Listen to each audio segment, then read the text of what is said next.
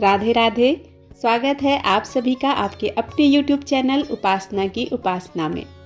भगवान में आस्था रखना और उन पर विश्वास करना दोनों अलग अलग बातें हैं। अगर आप अपने भगवान की सच्ची भक्ति करते हैं तो भगवान भी आपके साथ अपना रिश्ता जरूर निभाते हैं। यदि भगवान से निकटता लानी है तो उनसे कोई ना कोई रिश्ता जोड़ लेना चाहिए। जहाँ जीवन में कमी है वहाँ पर श्री ठाकुर जी को बैठाल देना चाहिए, वे जरूर उस संबंध को निभाएंगे। एक समय एक संत भगवान राम को बहुत मानते थे। वे भगवान राम को अपना शिष्य मानते थे और शिष्य पुत्र के समान होता है, इसलिए माता सीता को पुत्र वधू के रूप में देखते थे। उनका नियम था रोज मंदिर जाते और अपनी पहनी हुई माला भगवान को पहनाते थे।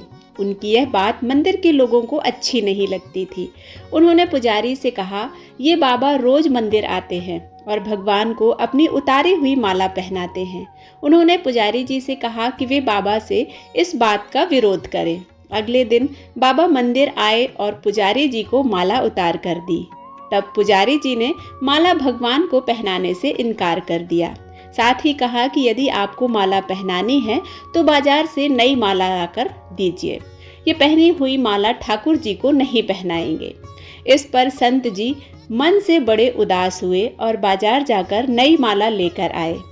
अब जब मंदिर के पुजारी जी ने वह नई माला भगवान श्री राम को पहनाई तो वह माला टूटकर नीचे जमीन पर गिर गई। पुजारी जी ने माला को फिर से जोड़कर भगवान राम को पहनाई तो माला फिर से टूटकर गिर पड़ी। पुजारी जी ने ऐसा बार बार किया पर भगवान ने वह माला स्वीकार नहीं की। तब पुजारी जी को समझ आया कि उनसे बड़ा अपराध हो गया और पुजारी जी ने उस संत से क्षमा मांगी और उन्हें अपनी माला भगवान राम को पहनाने को कहा। संत ने जब अपने गले में पहनी माला भगवान राम के गले में डाली तो माला गले में ही रही। इस पर पुजारी जी को बड़ा आश्चर्य हुआ।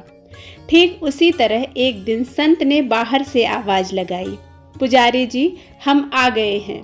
उस समय पुजारी जी किसी दूसरे काम में लगे हुए थे, उन्होंने सुना नहीं। तब सीता जी तुरंत अपने विग्रह से बाहर आईं और अपने आगे पर्दा कर लिया।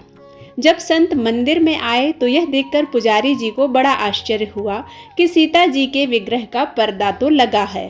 पुजारी जी बोले, संत बाबा आज आपने आवाज तो लगाई ही नहीं। इस पर संत बोले, पुजारी जी मैं तो रोज की तरह आवाज लगाने के बाद ही मंदिर में आया था।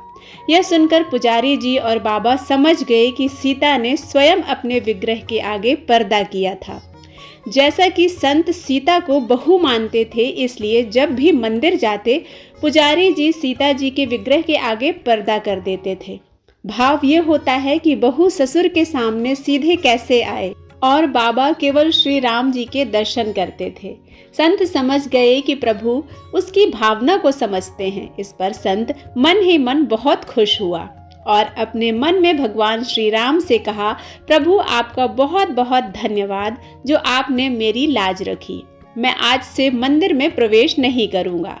अब संत रोज मंदिर के सामने से निकलते और बाहर से ही अपने शिष्य रूपी पुत्र भगवान श्री राम और पुत्र वधू माता सीता को आशीर्वाद देकर चले जाते।